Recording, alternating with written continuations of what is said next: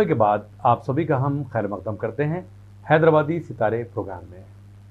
आज हम बात कर रहे हैं मालेगांव के बहुत ही मशहूर अ, सिंगर, क्लासिकल सिंगर, बल्कि गज़ल भी बहुत ही अच्छे अंदाज में पेश करते हैं और लाइट क्लासिकल म्यूज़िक से भी इनका ताल्लुक़ रहा है और बहुत अच्छे अच्छे गीत आप सुना रहे हैं। तो ज़ीशान, आपने ब्रेक से पहले अपने करियर की इब्तदाई दौर की बातें हमसे शेयर की। तो अभी हमें ये बताइए कि जो भी फ़नकार इंडस्ट्री में आता है तो वो क्लासिकल सीखता है और भरपूर सीखने के बाद उसको बहुत सारे मौके फराहम होते हैं। लेकिन हमने जो देखा है ज़ीशान, आप आ, फ़िल्मी गाने भी जिस अच्छे अंदाज में गाते हैं उसी अच्छे अंदाज में गज़ल गायकी की तरफ भी आप रुख कर चुके हैं। तो मैं चाहता हूँ कि गज़ल के बारे में थोड़ा-सा हमें ब्रीफ़ करें कि भई गज़ल आप जब ये ऑलरेडी आपकी दुकान अच्छी चल रही थी, उसके बावजूद भी आपने गज़ल की तरफ कैसे रुख किया? तो गज़ल गाने का सबसे बड़ा रीज़न मेरा ये था कि जब कॉम्पिटिशन जब चल रहा था, तो उसमें जब क्वार्टर फाइनल तक हम लोग पहुँचे, तो वहाँ पर जजेस का क्राइटेरिया था कि आपको सारे जॉनर्स आपको गाने पड़ेंगे जी, और आपको हर जॉनर्स में आपकी आपकी तैयारी होनी चाहिए। तो उसमें एक राउंड था, गज़ल भी था, जी, उसमें सेमी क्लासिकल भी था, तो वहाँ से मौका मिला कि गज़ल की तरफ भी ध्यान देना है। उससे पहले मैंने कभी फ़ोकस नहीं किया था उसके ऊपर, सही बात है। लेकिन वहाँ से मौका मिला कि नहीं, मुझे गज़ल की तरफ भी ध्यान देना चाहिए, उसके ऊपर भी फ़ोकस करना चाहिए। तो उसी तरीके से गज़ल की शुरुआत हुई। अच्छा, तो गज़ल जब आपने गज़ल की बात छेड़ी है, जी। तो कौन-सी गज़ल आपने उस कॉम्पिटिशन में गाई या फिर खाली वक्तों में अपनी पसंद की कोई गज़ल हमें हमारे नाज़रीन के लिए सुनाएँ? जी, मैंने जो गज़ल्स उस कॉम्पिटिशन के लिए प्रिपेयर की थी, उसमें से मैं आपको एक गज़ल सुना देता हूँ।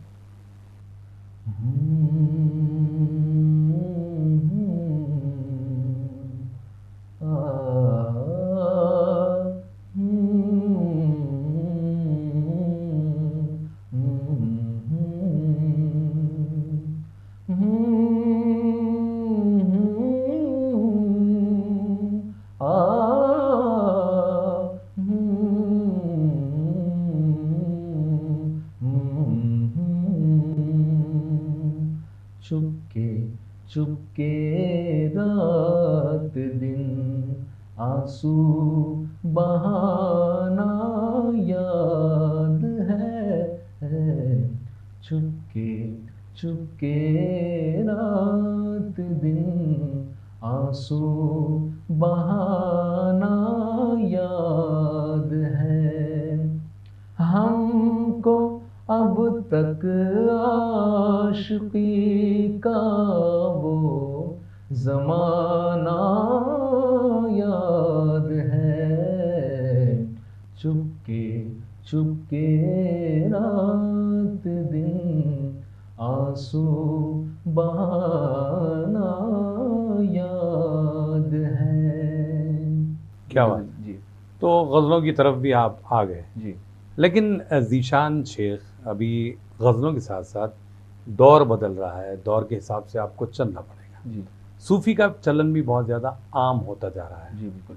ऐसी सूरत में एक जो सिंगर होता है, जी, उसके लिए एक चैलेंज होता है कि बिल्कुल। भई अगर आप अपने परफ़ॉर्मेंस में गज़ल गीत तो रखे हैं, जी। लेकिन आप कहें अगर सूफ़ी कलाम ना हो या फिर सूफ़ी गा नहीं पाते हैं, तो बड़ा कठिन मसला हो जाता है। बिल्कुल, तो सूफ़ी के लिए भी आपने तैयारी की होगी। बिल्कुल, बिल्कुल की थी।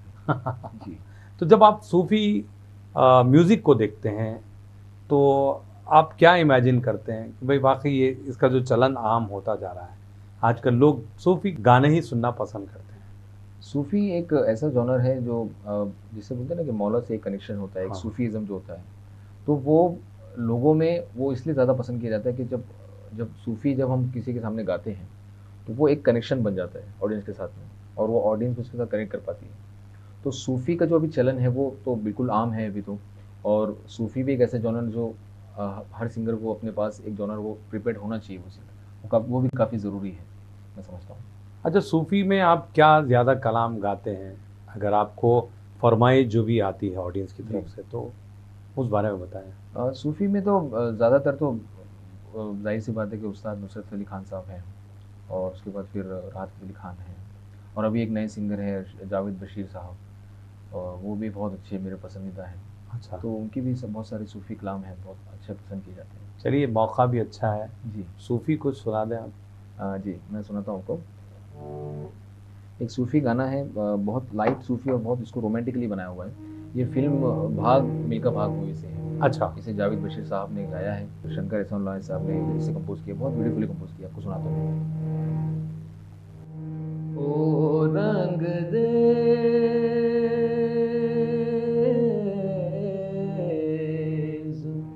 ओ रंग रेज तेरे रंग दरिया में, ओ रंग रेज तेरे रंग दरिया में, डूबना है बस तेरा बन के, हाय नहीं रहना दूजा बन के।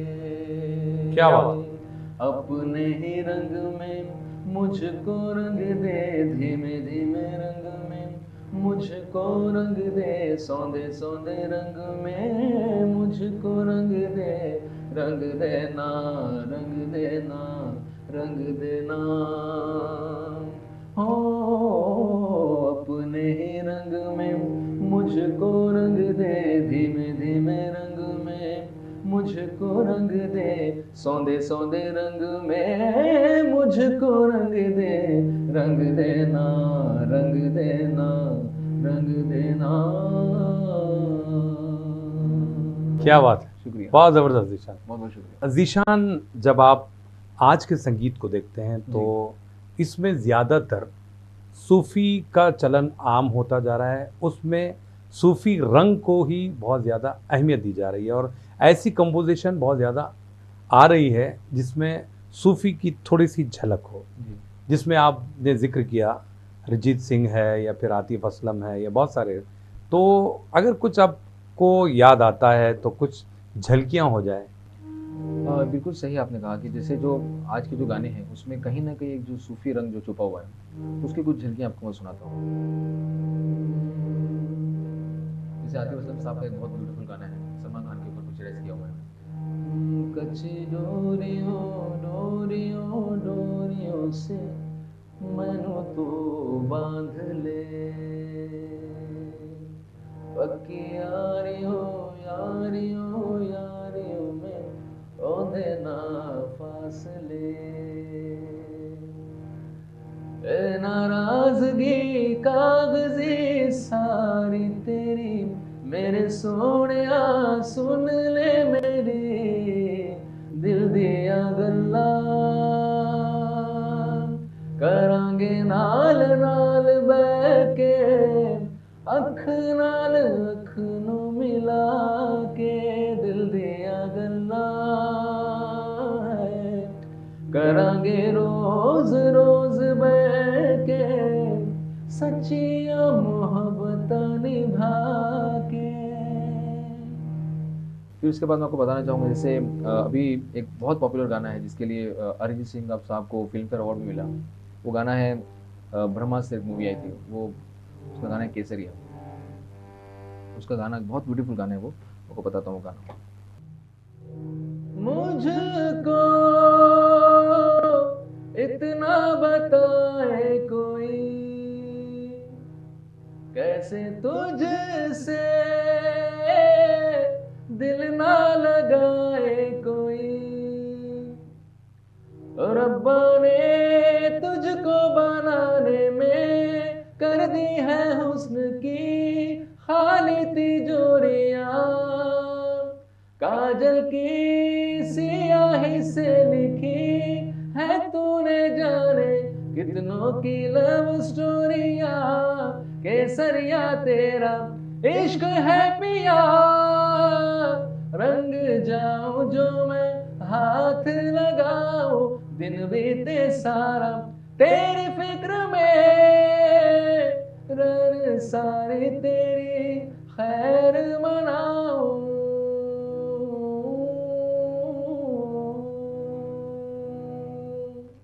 क्या बात है! बहुत थैंक यू, ज़बरदस्त, थैंक यू। क्या बात है! जी।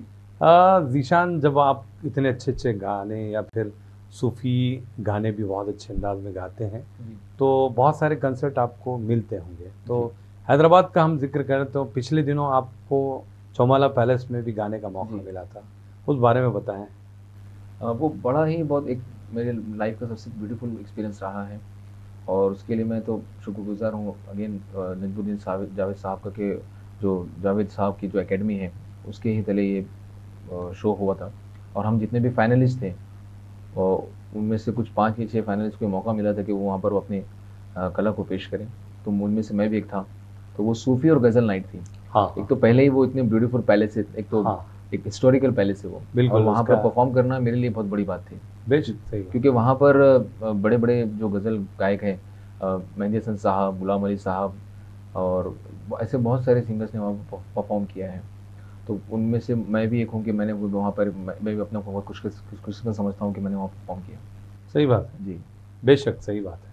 तो लेकिन एक सिंगर का ख्वाब होता है कि अच्छे से अच्छे जगह पे जी। परफ़ॉर्म करें। जी। तो जब आप ऑडियंस की ज़िक्र हम करें, देखिए आप हैदराबाद में भी परफ़ॉर्म करते हैं, जी। महाराष्ट्र के मुख्तलिफ़ शहरों में भी आप जो है जाकर परफ़ॉर्म करते हैं या फिर मुंबई में। तो कहाँ की ऑडियंस आपको अच्छी लगी या फिर सुनकार कहाँ पे आपको मिलेंगे? ऑडियंस तो मैं समझता हूँ जहाँ भी मैंने परफ़ॉर्म किया है मुझे ऑडियंस मतलब लकीली बहुत अच्छी मिली है।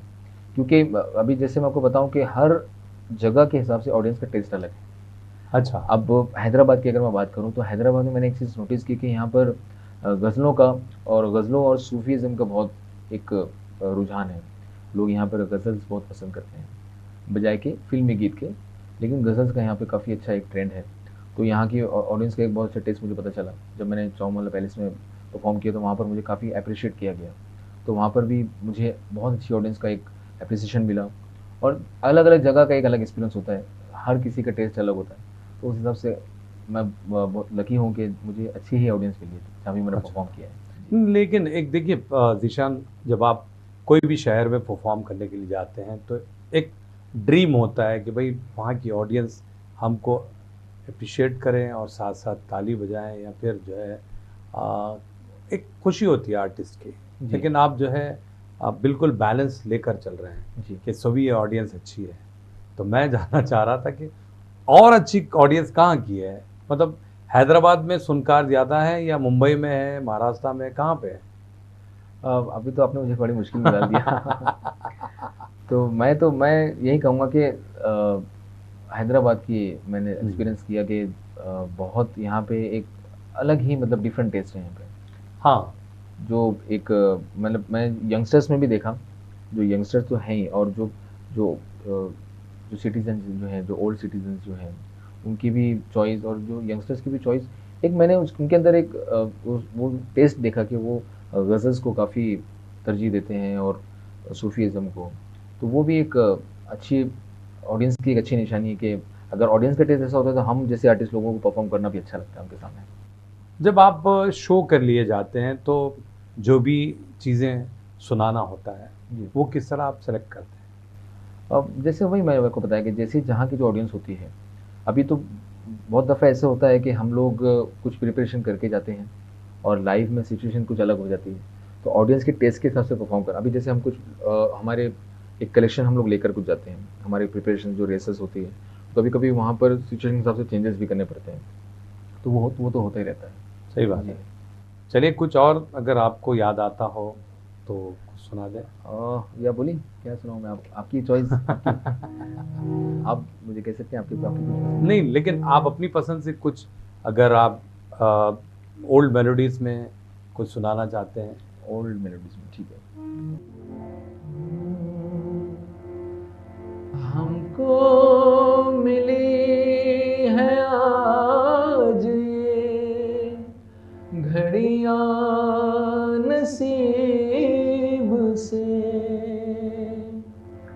जी भर के देख लीजिए हमको करीब से, फिर आपके नसीब में ये बात हो न हो,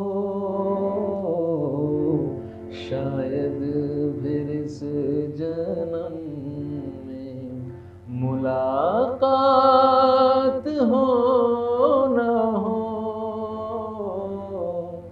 लग जा गले के फिर ये हंसी रात हो न हो,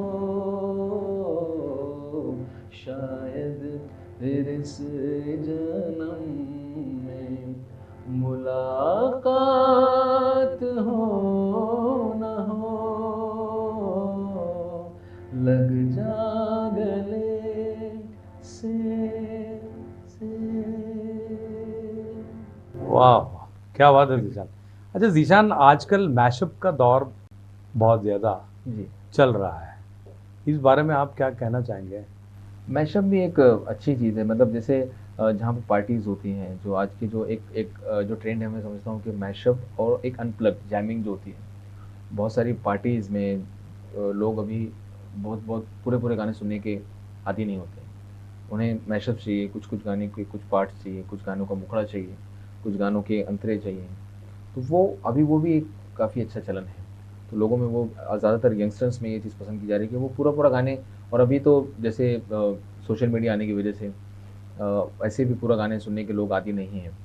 बहुत शॉर्ट्स में गाना सुन के फिर वो नेक्स्ट तरफ मूव कर जाते हैं, शिफ्ट कर जाते हैं। तो वही ट्रेंड अभी चला है कि मैशअप में कुछ दो दो लाइन, फिर वो दूसरा गाना पे शिफ्ट होते हैं, फिर वो स्विच करते हैं। तो वो एक चलन चल रहा है तो mashup। फिर ऐसे में देखिए, जो म्यूजिक डायरेक्टर या फिर सिंगर गाता है उसको मुकम्मल तौर पर सेटिस्फैक्शन हासिल नहीं हो पाएगा अगर आप मैशअप मतलब बिल्कुल एक अंतरा गा लिया ख़त्म, फिर दूसरा, तो वो मुकम्मल तौर पर सेटिस्फैक्शन कहाँ हासिल कर पाएगा? अभी तो उसको मैं सिर्फ इसकी एक एग्जांपल आपको मैं ये दे सकता हूँ कि जैसे पहले हुआ करता था टेस्ट मैच, उसके बाद वनडे क्रिकेट हुआ करता था, उसके बाद अभी आ गया T20, राइट। अभी T20 को भी हाफ किया जा रहा है, T10 एक फॉर्मेट आ जाएगा। तो लोगों के पास अभी मैं देख रहा हूँ कि टाइम बहुत कम है।